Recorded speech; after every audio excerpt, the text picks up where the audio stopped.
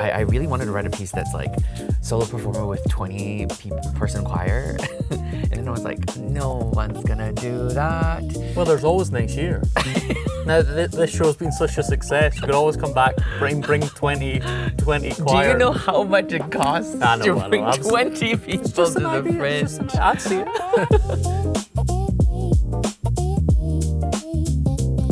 Hi everyone, my name's Mark Wilson. I'm here with the Scotsman, and today I'm joined by... Hi, I'm Cheeyang. I use they, them pronouns. Cheeyang is the sort of creative driving force and star of one of the most exciting new shows at this year's Edinburgh Fringe, Legendary. Do you want to tell us about that? Sure. Legendary, I like to describe it as ancient myths, modern questions. It's a show that fuses Chinese mythology with questions about what it means to be a trans person living today. And I've been working on the show for about 2 years now, which is probably the shortest amount of time I've spent on a musical. I've been writing musicals for 13 years, and it is my first solo show and first Edinburgh Fringe. Yeah, amazing. Congratulations. And it's certainly one show that I've been desperate to sort of speak to you for like a number of days now, just because there's so much buzz around the show. You know, it says on your website that Jason Robert Brown called it, was it excellent or astounding, or used some sort of like extraordinary verbiage. Extraordinary, that's the one. How do you go about writing music first and foremost? My music writing process is always story-based. It's always starting with what must be said, what must be put into song, why is it a song? Why is it not just a play, you know? Yeah. And I start from there, and then once I know what the song is gonna kind of have, the beginning, middle, and end, I choose a music palette, and and then I start my process. I don't really have a fixed process of writing music. I would say that very much all of my music sits at the intersection of contemporary musical theater meeting with some kind of traditional Asian style. So in Legendary, it's very much traditional Chinese music meets the very contemporary musical theater sound that we know and love. Amazing. And is it different in a way writing for your own voice versus writing for someone else's? Absolutely, because I know what my voice can do. I know what my strengths are, I know what my weaknesses are, and I try to highlight the strengths of my voice, and I try to hide the weaknesses of my voice. However, when I wrote Legendary, I did 2 songs were very, very belty, and I've never learned how to belt. Oh, I had formal music training, but my first voice teacher was always like, don't belt, it is bad for your voice. Which is true, it's correct. Don't belt, it is bad for your voice. But there is a way to do it healthily and safely, and sustainably, course, yeah. And so I had to learn how to do that because I was gonna do the show. And for any sort of singers, or maybe even non-singers, what is belting then? Belting is kind of, I don't know how to explain it in technical terms, but it's kind of like forceful, like a chest mix, like a strong sounding, sustained singing. Strong, sustained, yeah, instead of like flipping into your head voice or flipping into something that's more comfortable. I'm someone that lives in my head voice a lot, in my falsetto a lot, and that has always been my strength growing up, and I've been singing for 20 years now. And I would say that belting is something that I never learned how to do. So that's amazing. For the show, I learned how to do it. I went to 2 voice lessons, and the voice teacher was like, I am not worried about you. Yeah, some people go to lessons for years and still can't master it. So yeah, congratulations that you did it after 2.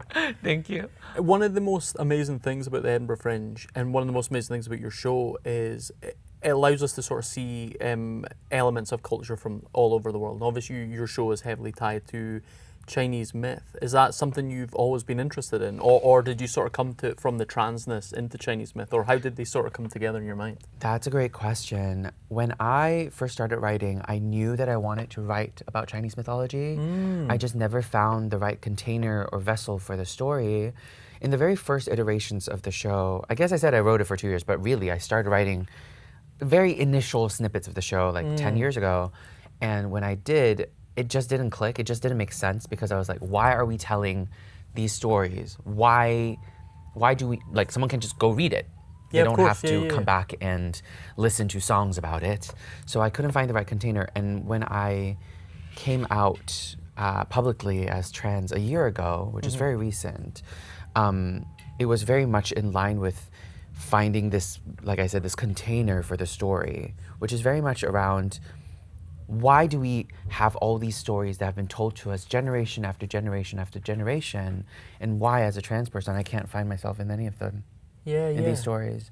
And that became kind of like the kernel of the start of this idea, the start of like, okay, I need to answer this honestly, this question that I can't honestly answer. So hopefully by writing the show, I could find an answer. And I did. And I did. Thank goodness. Or you wouldn't have a show. Yeah. I know, which if I did not start writing the show, I would not have learned so much about the history of mythology in my culture. I would not have learned so much about myself as well. So it's also because I can't afford therapy. So writing is my therapy, very much so. The show became my therapy.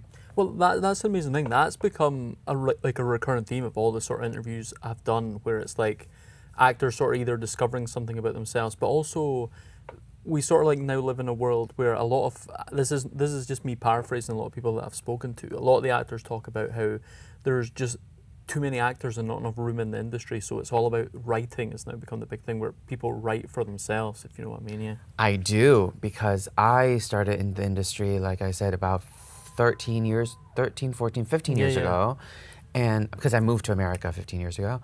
And at the time, it is a very different time now, but at the time, I could not find a single show that represented me as a human being. Yeah. I could not see myself on stage. I didn't know where I fit into the canon and zeitgeist of musical theater.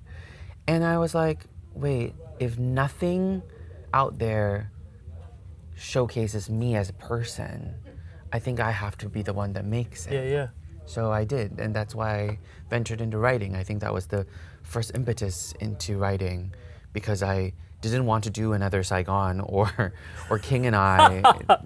That is of course. Sorry for laughing, but it's true. It's funny because it's true. Yeah, that is the truth of Asian performers in musical theater. And I've been speaking about this a lot in my writing and in my social media as well, which is like, as an Asian person writing in a Western medium, yes, of course. A lot of times what we recognize within our culture and what we recognize within our zeitgeist is not recognized within the Western world. Of course. And I think a lot of times when there's just this push and pull, because it's like people are like, then go write for Chinese plays instead. Why are you writing within musical theater? Why are you using this medium? And my answer has always been like, because I am the person that is trapped between the East and the West. I grew up in Singapore, which is very much an amalgamation of a Western society held deeply by Eastern traditions. And that push and pull has been with me my entire life. And I think musical theater is the perfect medium to explore what this pull is and kind of capture who I am as a person. And so like by writing, it allows me to kind of explore these different avenues. But at the same time, it's also easy to recognize that people that come and interact with it from the West may not appreciate the same kind of questions that I'm asking. They're like, I don't know what that is. Why are you choosing this medium? Why are you writing in a way that I don't recognize? Yeah. So that dichotomy is really, really strong. Yeah. But to those people that sort of say that, I think that's the beauty of art. It's like, it would be incredibly dull if the only art I ever experienced was made by people that look like me, people that come from the same background as me. And we sort of live in this world, and that's another amazing thing about the Fringe, that people like yourself can sort of come to Edinburgh and bring, stories about transness, because I'm obviously not a trans person, stories about Chinese mythology, because that's something that I don't really know anything about, and it's always fresh to see it presented in such a way. I think that is something that has surprised me at the Fringe as well, because I've managed to go see some other shows as well, and I'm like, everyone here is just trying to do their art. They're trying to do what is true to themselves, which is kind of beautiful, isn't it? Because in a world, I mean, I come from the world of commercial theater. I really do. I come from a world where people are trying to figure out how to make money in theater, how to do all these things. And sometimes when I first wrote the show, it's really funny because I think about why I started writing the show. Yes, it is part of something that I needed to answer. But another big part of it and why it exists as a solo show is because I said, no one is going to produce a 20-person musical that I write because I'm nobody. Nobody in the sense of like, nobody in this hemisphere knows who I am. And I'm like, okay, if I have to think about the logistics of producing for the theater, what is the most producible version of a story that can be told tomorrow? And I said, the only thing that I have control over in the world is myself. Yeah, of course. And so why don't I write a show that I know I can tell truthfully to me? And so I wrote a solo piece. I really wanted to write a piece that's like solo performer with 20-person choir. And then I was like, no one's gonna do that. Well, there's always next year. Now, this show's been such a success. You could always come back, bring 20 choir. Do you know how much it costs to bring 20 people to the Fringe? I'd see it.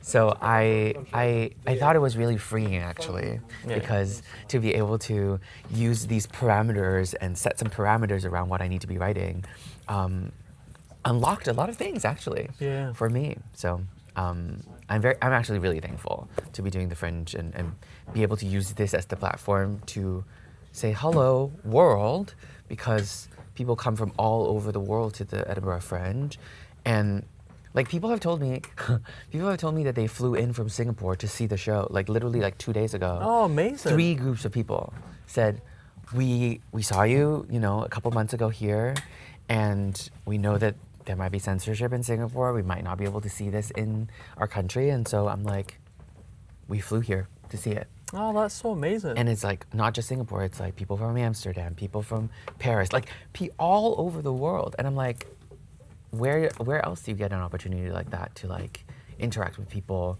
that you typically wouldn't be able to interact with? Yeah. Amazing. So before we finish off the interview, what's next for you as a performer? Is it maybe another piece of writing, or are you taking this elsewhere? So Legendary, I envision it as a trilogy. Oh, amazing. So the first piece is very much surrounding my aunt, and the second piece, which I am currently working on, conceptualizing, is about my mother, and the last piece will be about my father, which is the most contentious piece of all, and I don't know when I will finish writing it. But I do envision it as a trilogy, and it's all surrounding mythology and also who we are as people. I think this piece itself is very much revolving around a collective healing. I think people come in not expecting that, but leave, if they're open enough to receive, they all leave with some kind of collective sense of healing. And I hope to continue that thread throughout my pieces. And then also as a writer, I'm working on 5 other shows, Goodness. some commercial. And I thought I was busy. Some commercial and some non-commercial, and I think all of them are at different stages right now. But I am bringing stuff to London, well, to the UK at least, not just Legendary. I mean, Legendary, we're in talks to hopefully bring a version of this to London and also tour it within the US and the UK. And I'm just really excited because I just quit my full-time job. Oh, congratulations. Thank you. I've been working as a full-time 9-to-5 corporate America person for 7 years now. And just a couple months ago, like a month and a half ago, I quit it full-time to be a full-time artist. Yeah. And that leap feels jarring and insane and impossible. But at the same time, I felt like it's the right time. Yeah, of course. It's the right time to do it. And I don't know. I took the leap, and I feel like the pathway is kind of lighting up ahead of me, and I'm just so excited to see what is possible. Amazing. So last but not least, I'll get you to look into the camera, tell everyone at home where and when the show's on and how they can get tickets, and lastly, why they should see it. Sure. Legendary plays every single day up till the end of the festival here at Bristow Square Underbelly at 3:35 p.m. You can get tickets at the box office or on the Fringe website. Why should you see Legendary? I think no matter who you are, whether you're Asian or not, whether you're queer or not, it doesn't really matter. I think what matters is, are you willing to be in touch with your inner child? Are you willing to come into a theatrical space and be open enough to unlock something that you didn't realize that you had within you. It's been a pleasure, and it's been truly like an amazing journey for me to do the show every single night, and it's different every single night. I don't know. I'm just so grateful to be doing this, and I hope you can come and join us on this myth-making journey. Amazing, thanks so much. I want to remind everyone, if you've enjoyed this video, to give us a like, subscribe, hit the bell icon, etc., etc., and enjoy your Fringe.